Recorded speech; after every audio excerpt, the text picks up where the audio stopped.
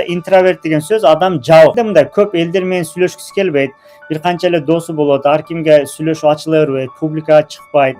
Анан үйдө отуруп эле өзүгө бир нерсе концентрация кылып отура берет, мындай зерикпейт, ошол нерсе ага жагат, бир нерсени өзү үйрөнө берет, элдин астыга чыга бербейт, ошол сыяктуу да. Интроверттер жабык кишилер. Айткысы келбейт деген алардын натурасы ошол. Эгер андай болсаңыз, анда ал норма, ошондой болгонуңуз жакшы и норма. Бунун бир жаман же туура эмес деген нерсеси жок.